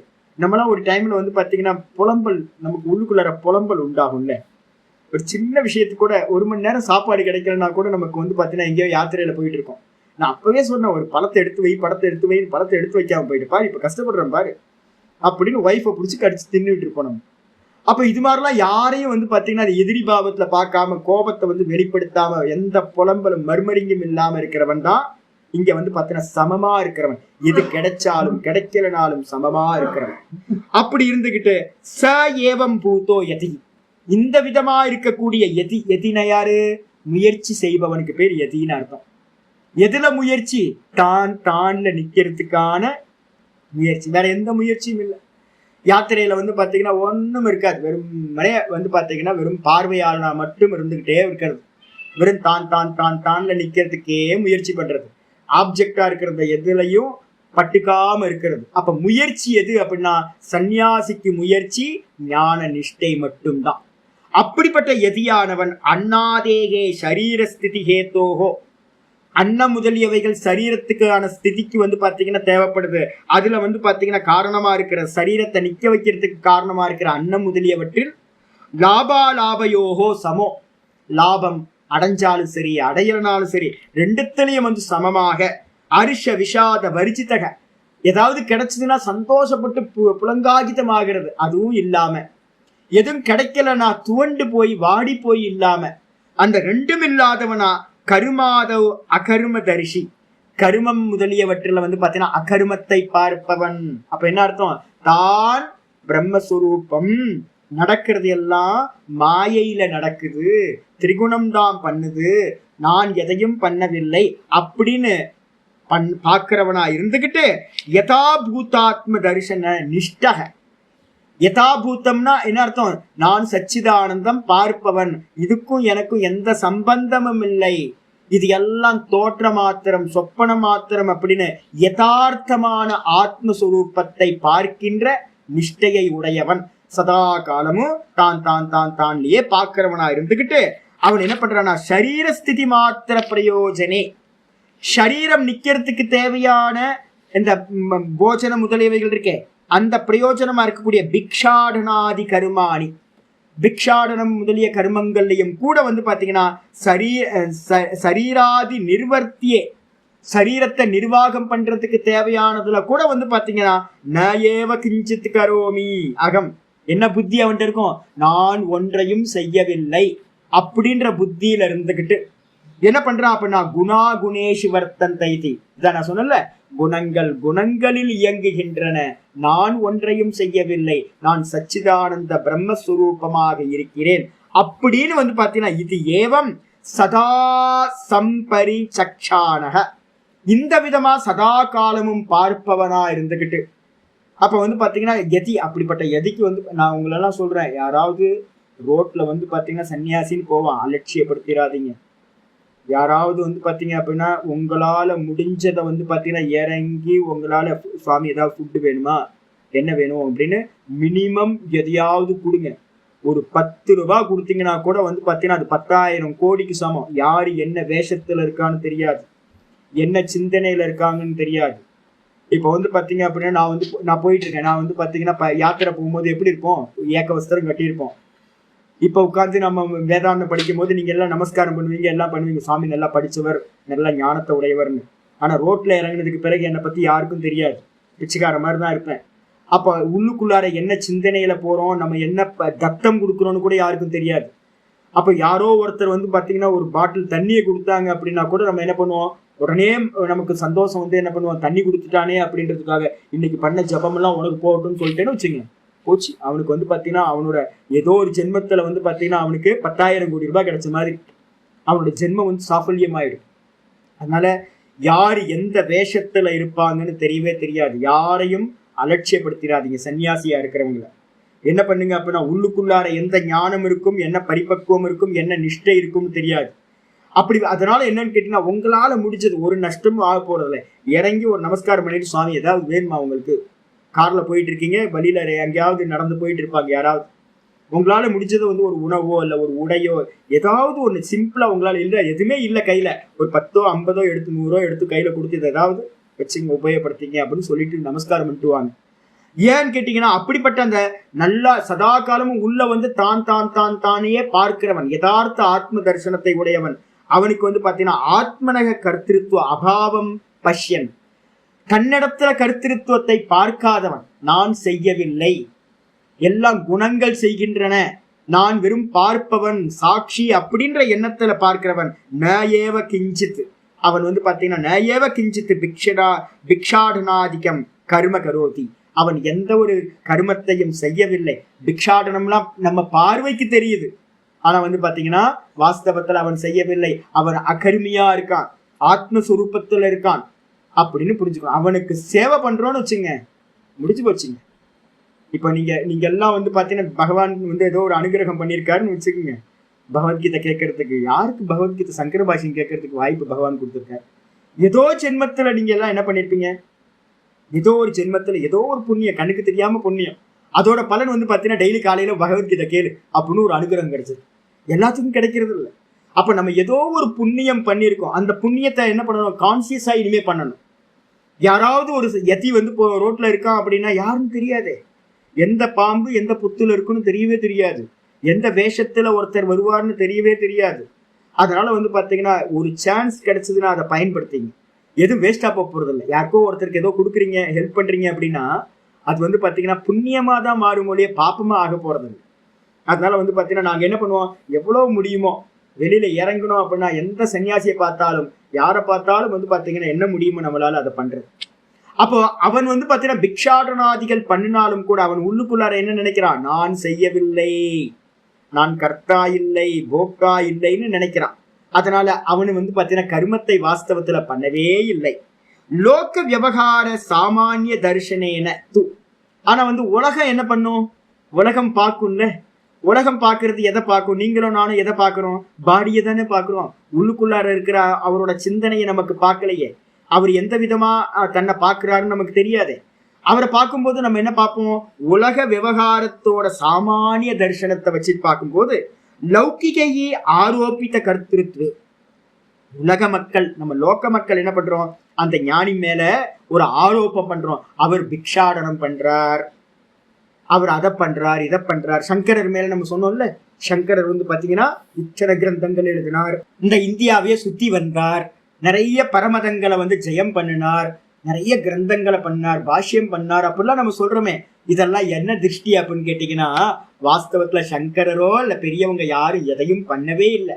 நம்மளோட திருஷ்டியில இருந்துகிட்டு நம்ம தேகத்தை பார்க்கிறோம். சங்கரரோட தேகம் பண்ணுச்சு, அவர் பண்ணல. அவர் என்னவா இருக்கார், அவர் பிரம்மஸ்வரூபமா தான் இருந்தார். ஆனா லோக்க மக்களோட லௌகிகை ஆரோபித்த கர்த்திருத்துவே, லோக்க மக்கள் தான் என்ன பண்றோம் அப்படின்னா அந்த தேகம் பண்ற கர்மத்தை அவர் பண்றார் அப்படின்னு அவர் மேல ஆரோப்பம் பண்ணி ஏத்தி வச்சு நம்ம என்ன பண்றோம், பிக்ஷாடனாதவ் கர்மணி கர்த்தா பவதி, பிக்ஷாடனம் முதலிய கர்மத்துக்கு கர்த்தா அப்படின்னு உலக மக்களோட பார்வையில பார்க்கப்படுது. ஆனா சுவானுபவேனது, அவரோட அனுபவத்துல என்னன்னு கேட்டீங்கன்னா, சாஸ்திர பிரமாணாதி ஜனித்தேன அகர்த்தா ஏவ, அவருக்கு நல்லா தெரியும் நான் செய்யவில்லை அப்படின்னு. அவருக்கு குரு மூலமா சாஸ்திரங்களை நல்லா படிச்சிருக்கார். நான் சச்சிதானந்த பிரம்மமாயிருக்கேன், நான் எதையும் செய்யவில்லை அப்படின்னு அவரோட சுவானுபவம், அவரோட சொந்த அனுபவம் இருக்கும். ஆனா மற்றவங்க பாக்குறவங்களுக்கு எப்படி தெரியும், மற்றவங்க எல்லாம் பார்ப்பாங்க அவர் பண்ணார் இதை பண்ணார் அதை பண்ணார் அப்படின்னு. எனக்கு ஒரு அம்மா, எனக்கு தெரிஞ்ச ஒரு அம்மா இருந்தாங்க, ஒரு ஆசிரமம் வச்சிருக்காங்க அவங்க. அந்த அம்மா வந்து ரமண பக்தர், ரொம்ப தீவிர ரமண பக்தர். அவங்க என்கிட்ட அடிக்கடி வந்து என்ன சொல்லுவாங்க அப்படின்னு கேட்டீங்கன்னா, ரமணர் வந்து பாத்தீங்கன்னா காய்கறிலாம் வெட்டி கொடுத்தார், நீங்க என்ன எப்ப பார்த்தாலும் படிக்கிறதுன்னு சொல்லிட்டு இருக்கீங்க. அவர் வந்து பாத்தீங்கன்னா கன்ஸ்ட்ரக்ஷன் எல்லாம் பண்ணும் போது அதெல்லாம் பண்ணார். அவர் வந்து கிச்சன்ல வந்து பாத்தீங்கன்னா காலையில வந்து அவங்களுக்கு வேலை வேணும். காலையில அவங்களுக்கு என்ன இன்டைரக்டா என்ன சொல்ல வராங்கன்னு கேட்டீங்கன்னா என்ன சொல்லுவாங்க, சாதுக்கள்லாம் வந்து பாத்தீங்கன்னா காலையில வந்து எனக்கு ஹெல்ப் பண்ணுங்கன்னு சொல்லணும். அதை சொல்லாம அவங்க என்ன பண்ணுவாங்கன்னா ரமணரை வந்து கொண்டு வருவாங்க. ரமணரே வந்து பாத்தீங்க அப்படின்னா காய்கறி வெட்டி கொடுத்தார், கத்திரிக்காய் வெட்டி கொடுத்தார், கன்ஸ்ட்ரக்ஷன் ஒர்க்கை போய் பார்த்தார், சூப்பர்வைசிங் பண்ணார், புக்கை வந்து பாத்தீங்கன்னா ப்ரூஃப் ரீடிங் பண்ணார். அப்படின்னு வந்து பாத்தீங்கன்னா இவங்க ஆரோப்பம் பண்றது, வாஸ்தவத்துல ரமணரோட நிலையில இருந்து அவர் எதையுமே செய்யவில்லை. நான் ஏற்கனவே சொல்லியிருக்கேன். என்னன்னு கேட்டீங்கன்னா சாமானிய சத்தா விசேஷ சத்தான்னு 2 சொல்லியிருக்கேன். ட்ரெயின்ல ஏறி உட்கார்ந்தோம் அப்படின்னா ட்ரெயின் எல்லாத்தையும் சுமக்குது, ட்ரெயின்ல இருக்கிற எல்லா பேசஞ்சரையும், உங்களையும் சுமக்குது, உங்க லக்கேஜையும் சுமக்குது. அதுதான் அந்த ட்ரெயின். அப்ப அந்த ட்ரெயின் வந்து பாத்தீங்கன்னா சாமானிய சத்தா. அதே மாதிரி வந்து பாத்தீங்கன்னா ஈஸ்வரன் வந்து பாத்தீங்கன்னா எல்லாத்துக்கும் ஆதாரமா இருக்கார், அவர் தான் எல்லாத்தையும் சுமக்கிறார். இது சாமானிய சத்தா. இதுக்கு மேல நம்ம புத்திசாலியா இல்லாம முட்டாளா இருக்கணும்னு வச்சுங்க, நம்ம என்ன பண்றோம், எனக்கு மேல லக்கேஜை தூக்கி வச்சிருக்கோம்னு வச்சுங்க, நான் 2வது சத்தா. லக்கேஜுக்கு இன்னொருத்தர் ஆள் யாரு சுமக்கிறது? நான். அப்ப லக்கேஜை நானும் சுமக்கிறேன், என்ன வந்து பாத்தீங்கன்னா ட்ரெயின் சுமக்குது. அப்போ இந்த நான் சுமக்கிறேன் பாத்தீங்களா, இதுக்கு வந்து விசேஷ சத்தான்னு பேரு. இதே மாதிரி வந்து பாத்தீங்கன்னா நம்ம இடத்துல எடுத்துட்டீங்கன்னா ஒண்ணு பிம்பம்னு பேரு, பிரம்மத்துக்கு மேல இதெல்லாம் கல்பிதம். இதுல ரிஃப்ளெக்ஷனா இருக்கிறது நம்ம பிரதிபிம்பம். அந்த பிரதிபிம்ப சைத்தன்யம் என்ன பண்ணுது, நான் ஜீவன் இருந்துட்டு நான் தான் எல்லாம் பண்றேன்னு தூக்கி வச்சுக்கிறது. அப்ப ஞானிகள் என்ன பண்றாங்க அப்படின்னா லக்கேஜ் எல்லாத்தையும் தூக்கி அந்த ட்ரெயின் மேல வச்சிடுற மாதிரி எல்லாத்தையும் தூக்கி ஈஸ்வரன் மேல போட்டுட்டு இவங்க சுதந்திரமா கர்த்தானா போக்தான்னு இருக்காங்க. நீங்களும் நானும் என்ன பண்றோம், கர்த்தா போக்தான்னு இருக்கோம். வாஸ்தவத்துல வந்து பாத்தீங்க அப்படின்னா அந்த ஞானியோட சுரூபத்துல இருந்து அவன் எந்த கர்மத்தையும் செய்வதில்லை. ஏன்னா அவனுக்கு தெரியும், சாஸ்திரத்தோட பிரமாணத்தை நல்லா படிச்சவன், குருநாதர் மூலமா நல்லா மனனம் பண்ணவன். இப்ப நிதித்தியாசனத்துல இருக்கான். எப்படி இருக்கான், நான் பண்ணவில்லை, நான் பண்ணல. அது மட்டும் இல்ல, ச ஏவம் பராத்யாரோபித கர்த்திருத்வே, பர அத்தியாரோபித கர்த்திருத்வே.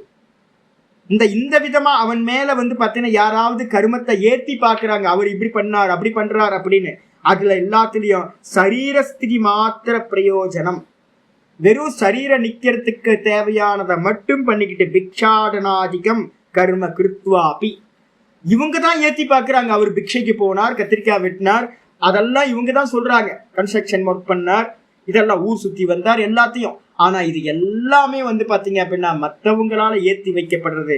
இதை எல்லாமே அவர் பண்ணினாலும் கூட அவரோட சரீரத்துக்கு வந்து பாத்தீங்கன்னா எந்த சம்பந்தமும் அதோட இல்லை. அதாவது என்ன சொல்றாரு அப்படின்னு கேட்டீங்கன்னா, இதையெல்லாம் பண்ணினாலும் கூட ஆச்சாரிய சொல்றாரு என்னன்னு கேட்டீங்கன்னா பிக்ஷாடனாதிகம் கர்ம கிருத்வாபி ந நிபத்தியது, அந்த கருமத்தினால் அவன் பந்தப்படுவதில்லை. ஏன் அப்படின்னா கர்த்திருவம் இல்லைங்க. பந்தப்படுறதுக்கு எது முக்கியமான காரணம்னா, நான் கர்த்தான்ற எண்ணம் இருந்துச்சு அப்படின்னா அந்த கர்த்தா பண்ணக்கூடிய கர்மங்கள் எல்லாம் அவனை பந்தப்படுத்தும். நான் கர்த்தா இல்லை, குணங்கள் கர்மத்தை பண்ணுது, நான் பண்ணவில்லை, நான் அகர்த்தான்னு ஒருத்தன் இருக்கான, அவனுக்கு கர்மம் பந்தப்படுத்தாது. பந்தகேத்தோகோ கர்மனக, பந்தத்துக்கு காரணமா இருக்கக்கூடிய நம்மளை பந்தப்படுத்துறது இது கர்மம் தான். அந்த கர்மத்துக்கு வந்து பாத்தீங்கன்னா சகேத்துகசிய ஞானாகினா, அது வந்து பாத்தீங்கன்னா கர்மத்துக்கு காரணம் என்னது, நான் ஏற்கனவே சொல்லியிருக்கேன், அவித்யா காம கர்ம, இந்த 3 தான். அவித்யா இருக்கு, அஜ்ஞானம் இருக்கு, அஜ்ஞானத்தினால ஆசை உண்டாகுது, ஆசையினாலதான் தூண்டப்பட்டு நம்ம எல்லா கர்மத்தை பண்றோம். அப்ப கர்மத்துக்கு முன்னாடி காரணம் எது அப்படின்னா, கர்மத்துக்கு காரணம் ஆசை, ஆசைக்கு காரணம் அஜ்ஞானம். அப்போ கர்மத்தோடு கூடிய சகேத்துகசிய கர்மனக, கர்மா வந்து பாத்தீங்கன்னா அதோட காரணத்தோடு சேர்ந்துன்னா என்ன அர்த்தம், கர்மத்துக்கு காரணமா இருக்கிற ஆசை, ஆசைக்கு காரணமா இருக்கிற அவித்யா, இது எல்லாமே வந்து பாத்தீங்கன்னா ஞானாக்னினா தக்தத்வா, ஞானம் என்ற அக்னியினால வந்து பாத்தீங்கன்னா எரிந்து சாம்பலாகி விடுகிறது. என்ன ஞானம், உண்மையே இல்லை, நான் பார்ப்பவன், இது எல்லாம் பார்க்கப்படும் வஸ்து, வேற எதுவும் இல்லை. திருஷ்யம் சர்வம் அனாத்மா சியாத் திருகேவ ஆத்மா விவேகின, விவேகம் பண்றவங்களுக்கு என்னப்பா ஆத்மா, திருக்கு, பார்ப்பவன் மட்டும்தான் ஆத்மா, பார்க்கப்படும் எல்லாம் அனாத்மா. அனாத்மானா வெறும் மாயா, மித்யா. இதான் ஆத்ம ஞானம், ஆத்மா அனாத்ம விவேகம். இதுதான். இந்த அக்னியினால அப்ப என்ன அர்த்தம்? கர்மத்தை எல்லாத்தையும் இவன் ஆப்ஜெக்டா பாக்குறான், இவனோட சம்பந்தப்படுத்திக்கிறது இல்ல. அதுதான் அக்னி. அந்த ஞானாக்னியினால கர்மமும் நாசமாச்சு, காமமும் நாசமாச்சு, அஜ்ஞானமும் நாசமாச்சு. தக்தத்வாத் இது உக்த அனுவாத ஏவ ஏஷ. இது பாத்தீங்கன்னா 18வது ஸ்லோகத்துல எது சொல்லப்பட்டதோ அதையே திரும்ப ரிப்பிட்டேஷன் பண்ணது அனுவாதம் என்று எடுத்துக்கொள்ள வேண்டும் அப்படின்னு சொல்லியாச்சு. அப்ப இவன் என்ன ஆகுறான்? ஆனந்தமா முக்தன் ஆகின்றான். நிஷ்டை அடைஞ்சு அடைஞ்சு அடைஞ்சு அவ்வளவுதான், முடிஞ்சு போச்சு அவனோடது. திரும்ப ந புனராவர்த்தத்தை நச்ச புனராவர்த்தத்தைன்னு மந்திரம் சொல்லுது. அவன் திரும்ப பிறவி சக்கரத்துக்கு வருவதில்லை அப்படின்னு இவனோட விஷயத்த சொல்லி முடிச்சாச்சு. முடிச்சதுக்கு பிறகு பாத்தீங்கன்னா ஒரு ஸ்லோகம் இருக்கு, நாளைக்கு பார்க்கலாம். ஓம் பூர்ணமத பூர்ணமிதம் பூர்ணாத் பூர்ணமுதச்யதே பூர்ணஸ்ய பூர்ணமாதாய பூர்ணமேவாவசிஷ்யதே. ஓம் சாந்தி சாந்தி சாந்தி. ஹரி ஓம் ஸ்ரீ குருभ्यो நமः. ஹரி ஓம். கீதா சாஸ்திரமிதம் புண்ணியம் யः படேத் பிரயதः புமான் விஷ்ணோ பதமவாப்னோதி பயசோகாதிவர்ஜிதः. கீதாத்யஜனசீலஸ்ய பிராணாயாம பரஸ்ய ச நைவ சந்தேஹி பாபானி பூர்வஜன்ம கிருதானி ச மலநிர்மோச்சனம் பும்சாம் ஜலஸ்நானம் தினே தினே சகிருத் கீதாம்பசி ஸ்நானம் சம்சாரமலநாசனம். கீதா சுகீதா கர்த்தவ்யா கிமன்யை சாஸ்திர விஸ்தரைः யா ஸ்வயம் பத்மநாபஸ்ய முகபத்மாத் விநிஸ்ருதா பாரதாமிருத சர்வஸ்வம் விஷ்ணோ வக்ராத் விநிஸ்ருதம். கீதா கங்கோதகம் பீத்வா புனர்ஜன்மன வித்யதே. சர்வோபனிஷதோ காவः துக்தா கோபாலநந்தனः பார்த்தோ வத்ச சுதீர் போக்தா துக்தம் கீதாமிருதம் மகத். ஏகம் சாஸ்திரம் தேவகீ புத்திர கீதம் ஏகோ தேவோ தேவகீ புத்திர ஏவ. ஏகோ மந்திரஸ்தஸ்ய நாமானி யானி கர்மாப்யேகம் தஸ்ய தேவஸ்ய சேவா.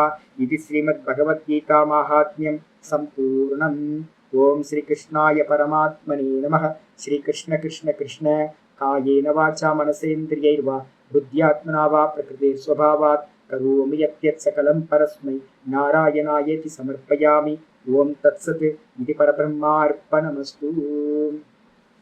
இதெல்லாம் இப்ப நம்ம கேட்கிறவங்களுக்கு கஷ்டமா இருக்கும்.